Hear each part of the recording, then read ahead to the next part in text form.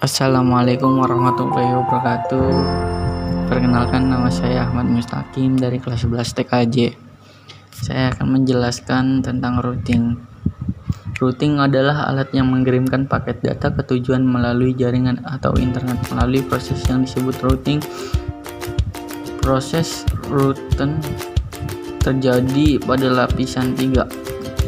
Lapisan jaringan seperti internet protokol. Dari protokol mempunyai tujuan tingkat OSI. Routing mengirim data dan informasi dengan meneruskan paket data yang dikirim dari satu jaringan ke jaringan yang lain. Router juga perangkat yang mengirim paket data ke tujuan melalui jaringan atau internet. Fungsi routing pada prinsip router digunakan untuk menghubungkan dan meneruskan data antara dua atau lebih jaringan satu dengan jaringan lain. Jenis routing default adalah untuk mengirim paket secara manual.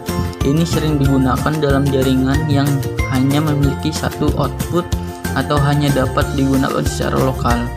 Kedua, static routing adalah router dengan kabel routing statis yang pengaturannya diatur secara manual oleh administrasi jaringan. Dynamic routing adalah router yang secara otomatis membuat kabel routing dengan membaca lalu lintas jaringan dan tentu saja berinteraksi dengan router lain. Routing dinamis adalah rute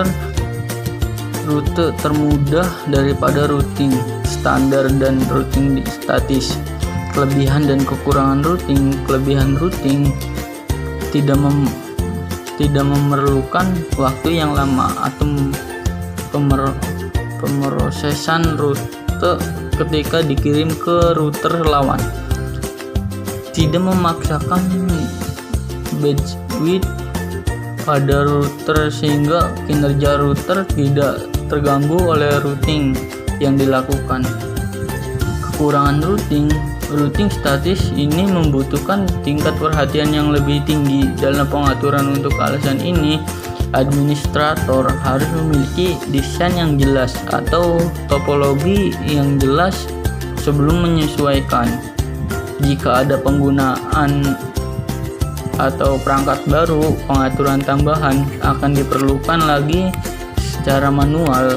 Tentu saja ini akan memakan waktu lama karena mereka perlu menambahkan pengaturan ke router yang ada.